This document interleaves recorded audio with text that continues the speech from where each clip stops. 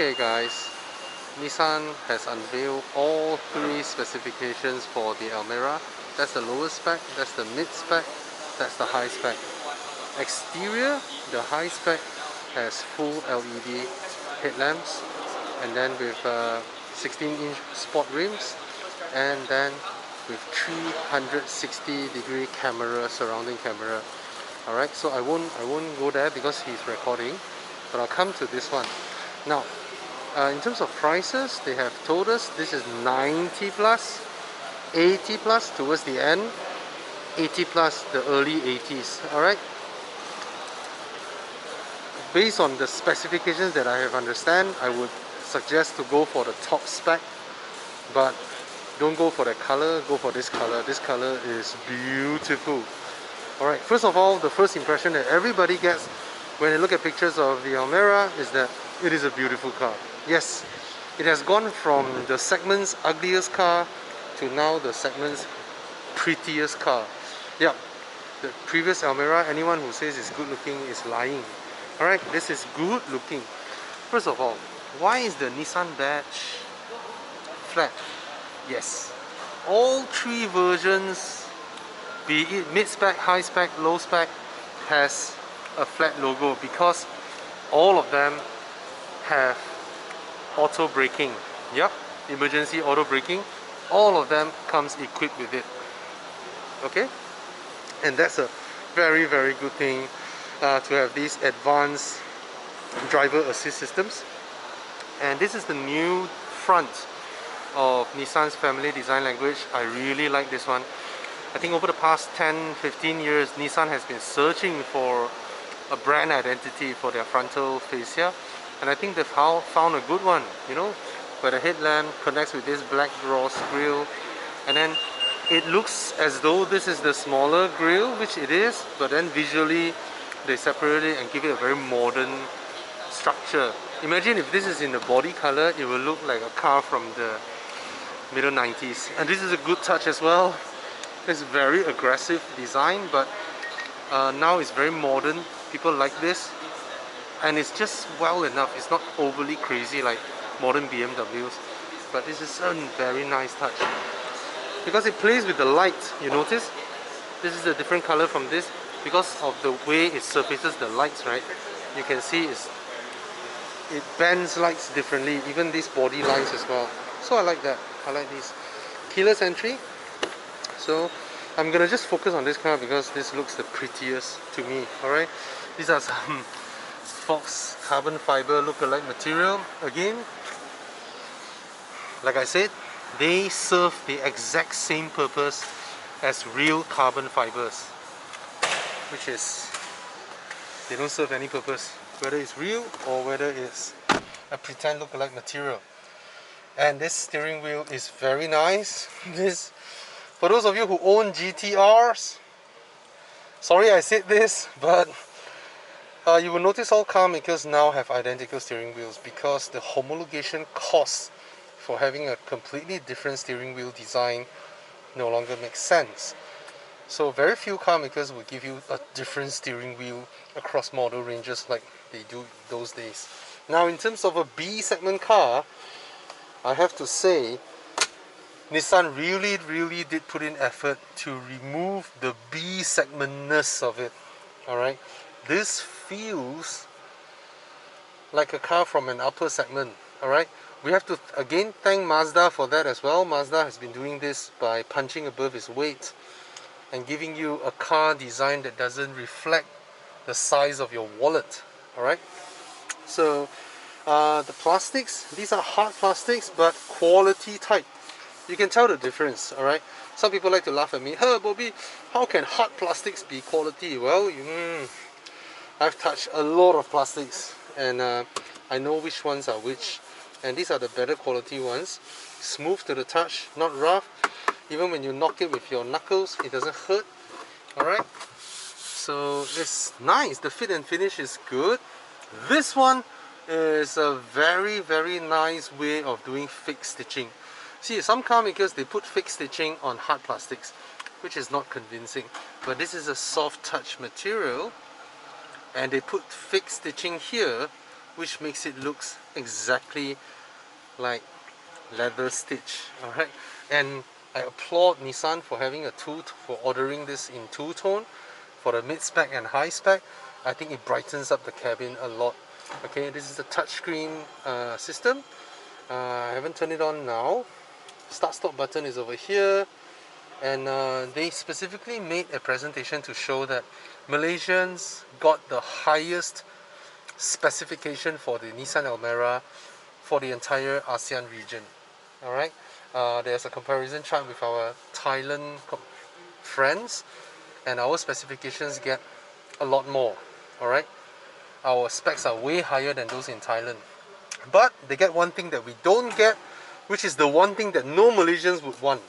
When was the last time you heard someone going into a showroom and complain to the salesman and say, where's the auto start stop? Right, that's the one thing we hate, and we always switch it off, right? Some people even go to the extent of going to workshops to rewire the car to disable the auto start stop. And Nissan has done it. They removed the auto start stop for us, even though this car comes with it in other markets. Now the seats are also two-tone, and I can tell you they specifically mentioned that they put their so-called zero gravity seats into this car, which was pioneered during the Nissan Sylphy, the previous Nissan Sylphy. And these seats are more premium than the usual seats you get in this segment, and indeed full length, comfortable. Alright, as for here, regrettably nothing much was done in terms of the molding of this center console, because they still retain a mechanical handbrake. If they were to move to an electronic handbrake, you get a full thing that you can glide or slide. That will be really functional. This is again a drawback because of the handbrake lever, the cup holders. You have a very small center console.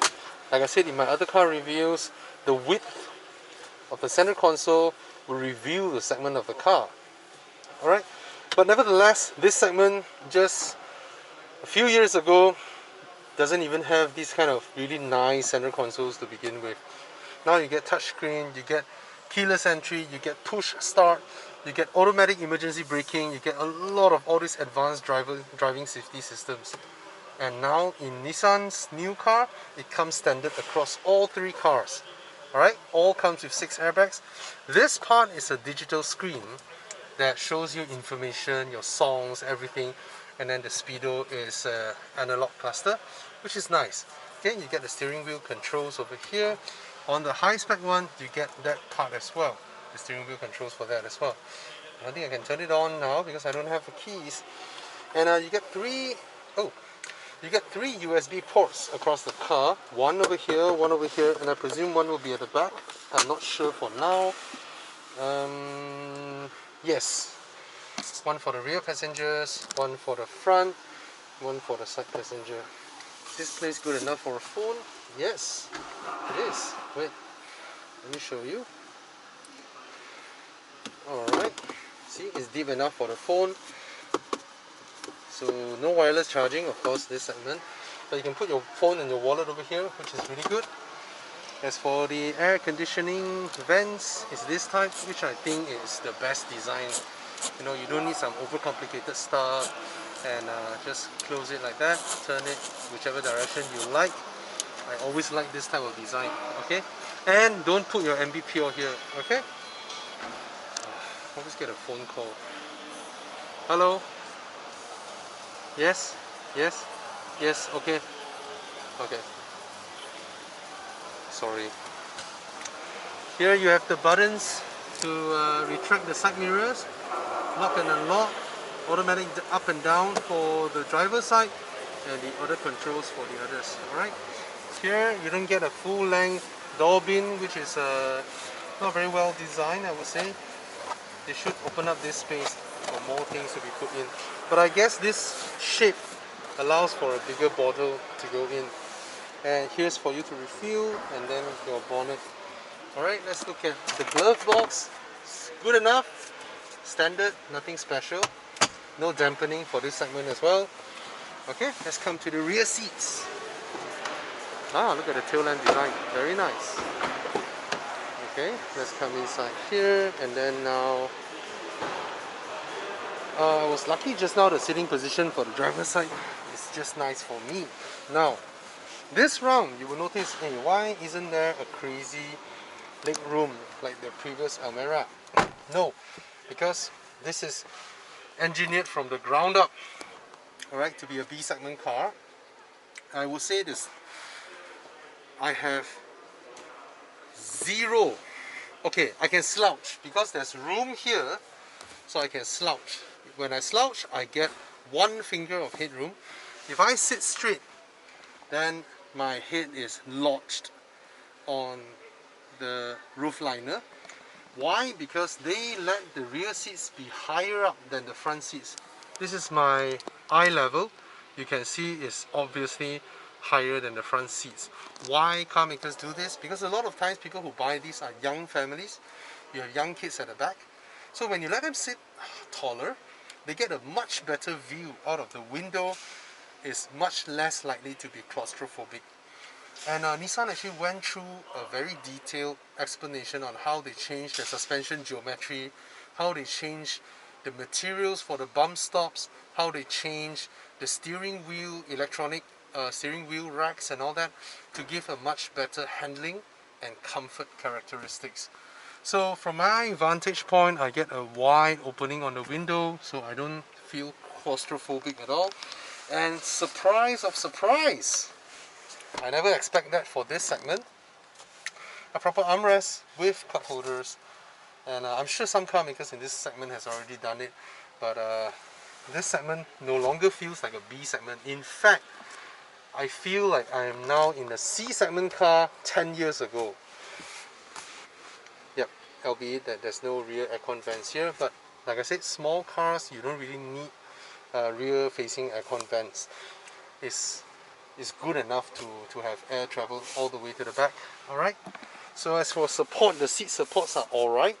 This segment, they won't make a bench that is too long, because if it is too long, the kids can't bend their legs and they will feel very uncomfortable.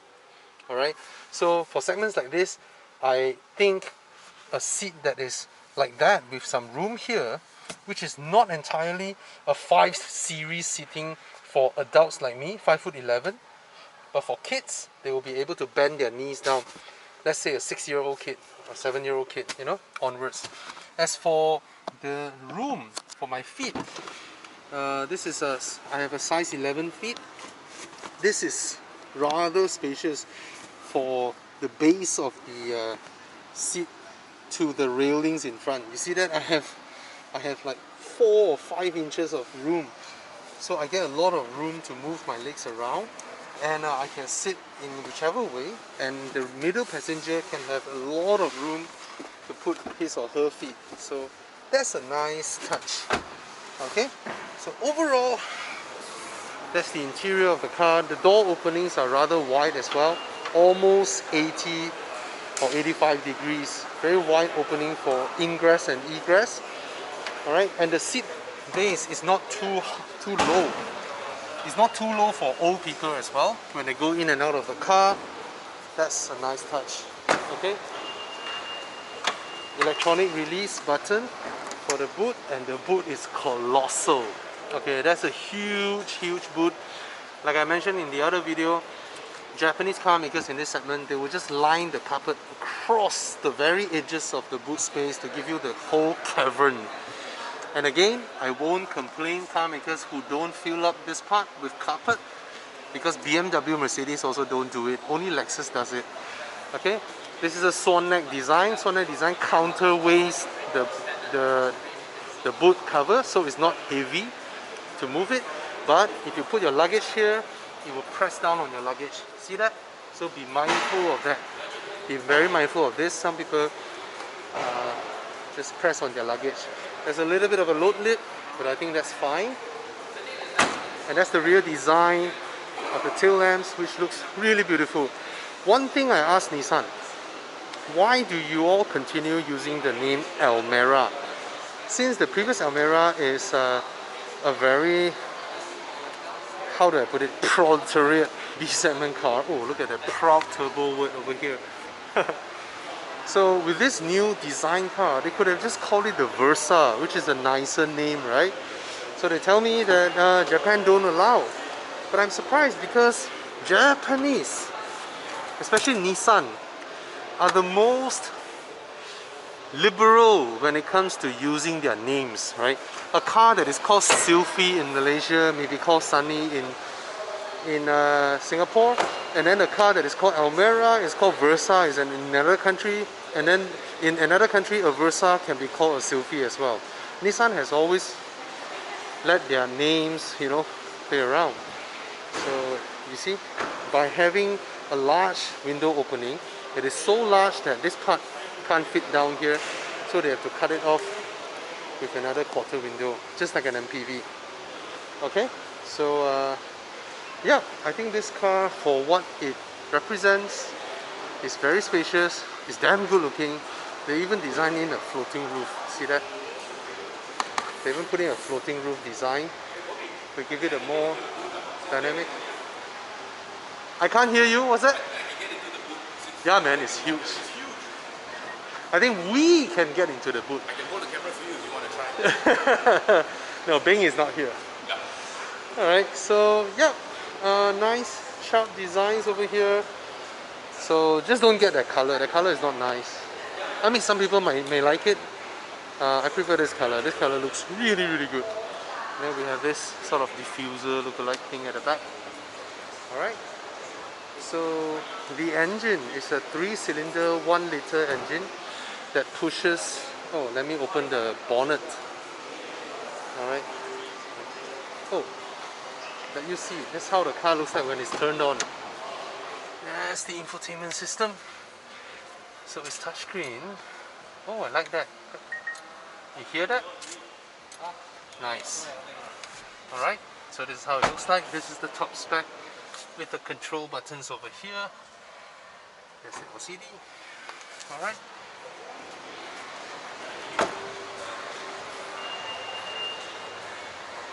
And that's the 360 camera. See that?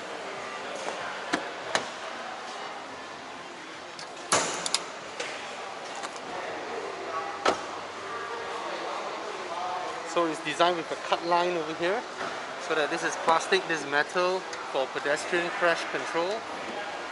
Appliance. Oh, that's really heavy. Where's the little stick? HP, help me. Help me lift up that thing that holds the bonnet. Where's that batang? I couldn't find the batang also. Where's the batang? Yeah. Oh. Where's the... Oh, the batang is mounted up here. Okay, that's interesting. Find a lubang. Since now you have a batang, you need to find a lubang. Yep, got it. Okay, you found the lubang. Okay. Okay guys, this is interesting. First time this is here. Sound deadening materials. This is not aluminium because it's extremely heavy. And then there's the little 3-cylinder engine over here. Boom, boom, boom. Okay. Interesting.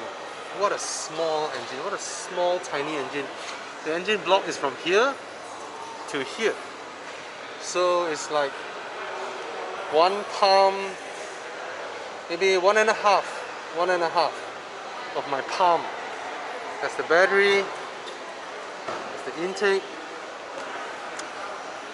And a lot of wires and cables. When it's a turbocharged car, it's always like that.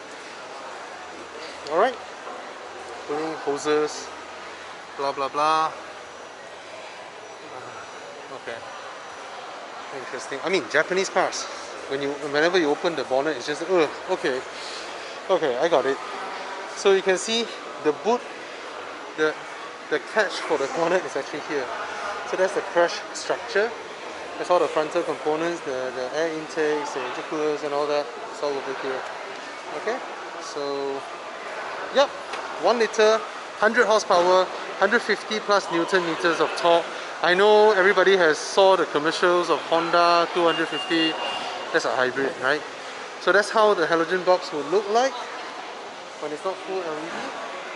Okay, and then when you look inside, these are high quality fabrics.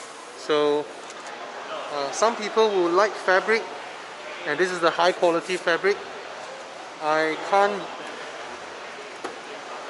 can't be in a car with fabric because I have sensitive nose, and so you don't get the touchscreen infotainment system in this spec. And yeah, that's about it. So this is the early 80,000 15-inch wheels with Ecopia tires. This one is late 80s thousand with a Continental, what? I do not know. Oh, Ultra Contact. Nice premium tires. And this one I would presume is Continental tires as well, with 360 cam, all the specifications. Alright, later I'll wait for my turn to drive. And that's about it. That's the all new Almera.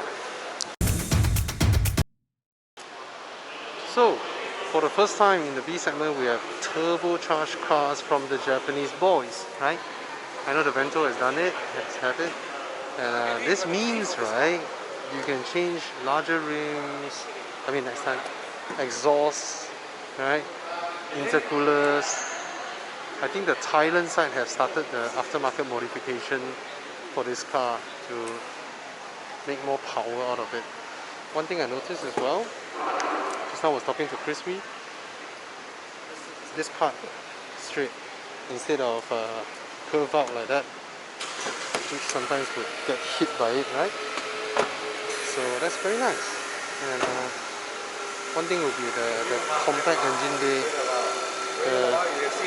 the suspension mount, the strut tower is actually underneath the A pillar.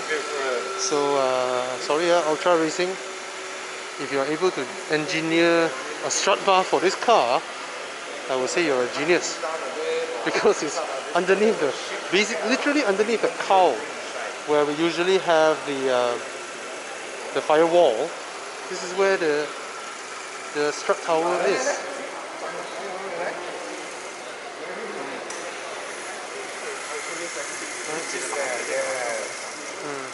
Alright, so Honda City is a hybrid, Nissan Almera is a turbo, and we all know what Malaysians will do with a hybrid or a turbo, right? Turbo will modify it, will have car clubs and all that, and hybrid, yeah, hybrid is good, but we all know, everybody knows the resale value.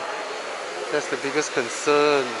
Alright, so let's wait for people to start modifying this car, because I think it has a very good base to start modification. Because of its exterior proportions, it doesn't have that B segment bubbliness kind of look to the car. It has like a C segment look, a long C segment sedan kind of look. So I think that's a good, very very good start. Okay, I'm waiting for my turn to drive, should be soon. Cheers.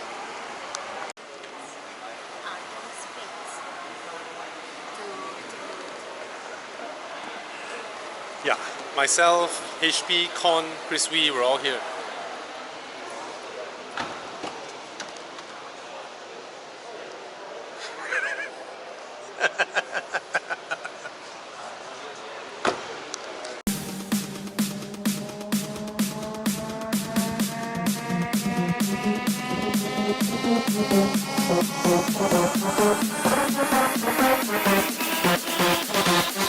Sweet.